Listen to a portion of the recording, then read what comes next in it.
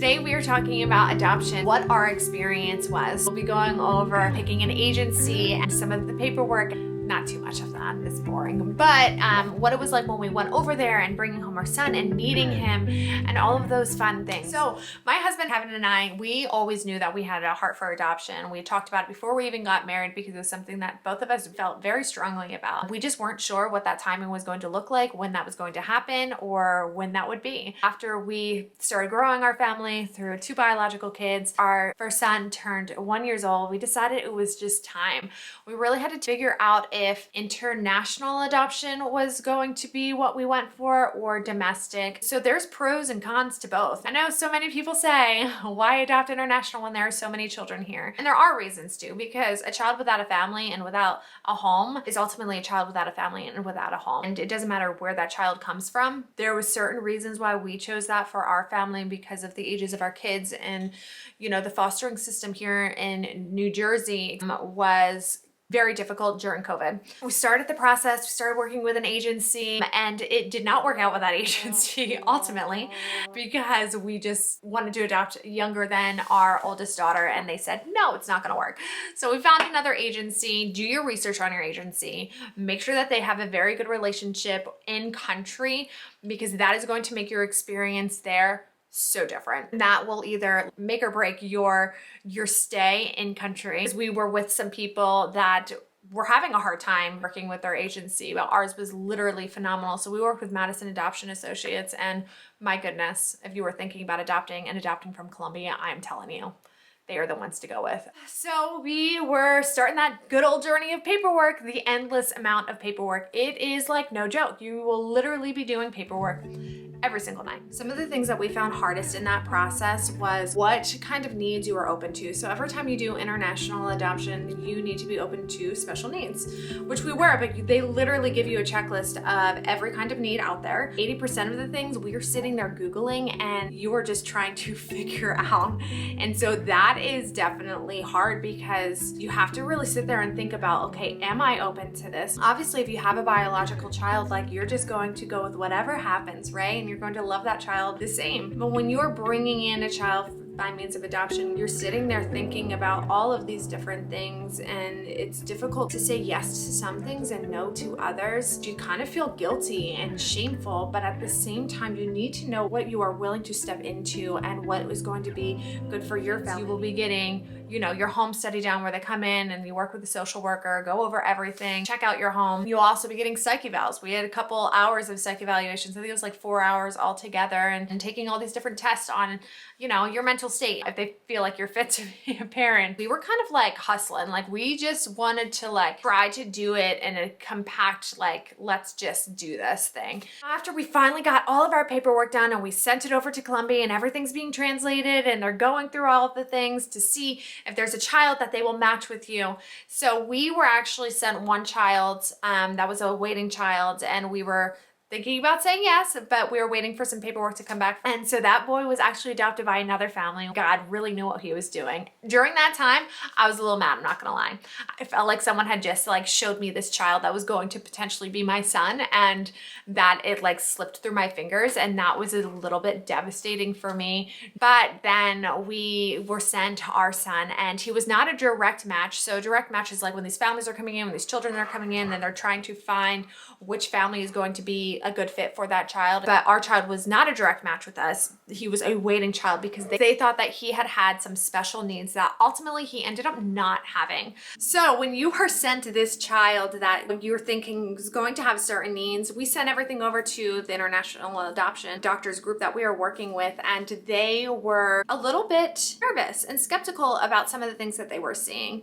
And so we really needed to take some time to pray about it and to see if this was going to be something that our family could handle. And we were advised not to be honest. And I'm so glad that we did not listen to them. I mean, they give you some good information, but I'm so glad that we took some time to fast and pray as a couple and figure out if this is really like what God had for us. And we were trying not to be so emotionally invested, but you're also looking at this child like, this is my child, this is going to be my child, but trying to understand what it would look like when you brought that child home, and really needing to like be a unit and a team together in making that decision and having the peace of God in every step of the way, because otherwise it makes it a little bit more difficult. So we ultimately said yes. God just like worked a miracle. You know, we heard about him in October, and then it took forever for the US side to get their paperwork done, and I needed to learn patience in a whole new way, and I was not happy. When you know you have a child that is in another country waiting for you and you are sitting there waiting on paperwork, it is gut-wrenching. We ultimately did not wait that long because we went to go get him in April. And I know so many other stories where people are waiting for months and years. If you are in that season, I'm so sorry that you cannot be with your child right now, because I can't imagine having to wait that long when you know that child is there waiting. We waited, and I was doing lots of phone calls, and I was waiting for this man to just give his stamp of approval pretty much on this one piece of paperwork. I was very frustrated, but I was trying to be patient. I had a couple of meltdowns here or there, not gonna lie. So then we finally got the yes, and it was like, all right, here we go. So we packed up the kids, we packed up my mom, and we flew down to Colombia, and we were there for only a few days, and then we had a meeting with the orphanage, and then we met with our sweet boy. My goodness, that was the wildest experience I have ever really had, because they're bringing in your child and you're like waiting with anticipation and excitement, but also so much fear, but your heart is growing. It is also scary because it's like, will I attach to this child right away? Will I not? What are they going to think of me? I was excited. I loved him immediately, but I still didn't know him. And so it took some time to grow in that. And that is not a bad thing because they're a stranger, but man, was that little man just such a sweetheart. If you want to know what our experience has been in the first year of bringing home a toddler, then you can click on this video right here. That's kind of going through some of the things that I wish I understood going into this whole process and bringing that sweet kid home and what it's going to look like. Everyone's story is different, but I don't know, I felt like that would have been helpful for me to just be able to watch probably over and over again, to know that I was not alone, and especially in our first 6 months. He was such a trooper, and he and my son were immediately like had something going on. Has it always been easy? No. Do they fight? Absolutely. But don't all brothers? Yes. We were there for actually 5 weeks, and it was definitely a while to be in another country living in a hotel, but you're getting paperwork done, you're going to meetings at the embassy, you're going to doctor's appointments, you're getting blood work done.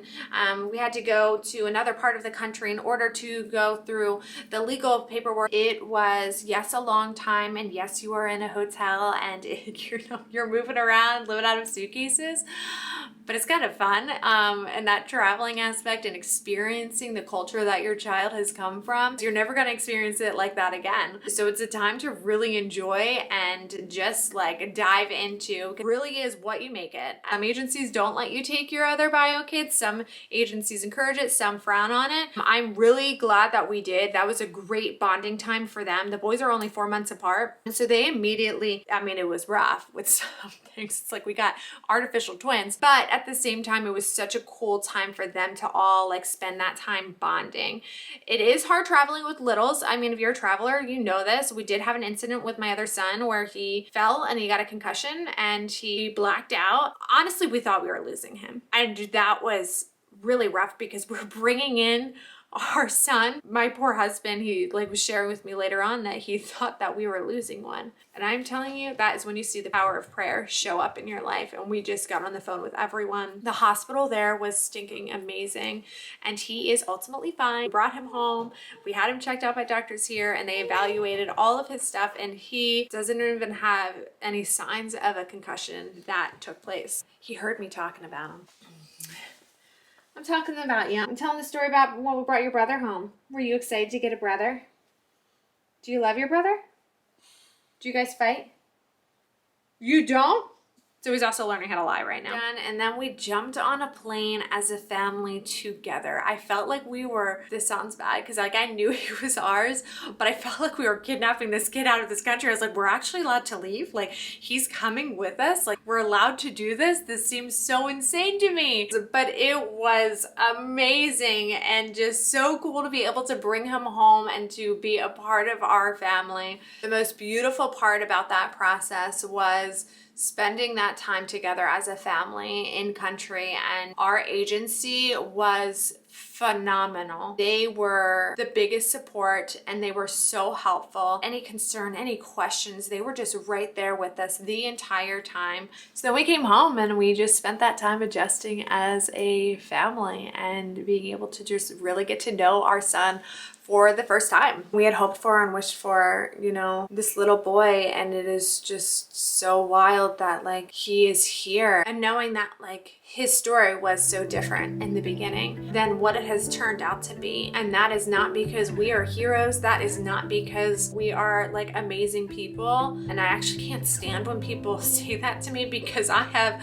messed up. I have failed him. I have had struggles in the process. But my goodness, like him being a part of our family and just being able to experience this is unlike anything I have ever experienced in my life. And it really does even further show you what it is to be adopted into God's family and what that looks like. And understanding that in a different way when you're living in it. Sometimes I go through those emotions of what he had to go through in the beginning of life, and it is heartbreaking. I am forever grateful to his bio mom. She was part of what made it possible for him to even be a part of our family. But it really does show that God can take broken, difficult, sad situations and turn them around into something beautiful, and something more beautiful than you could have imagined. Yes, will there be hard moments?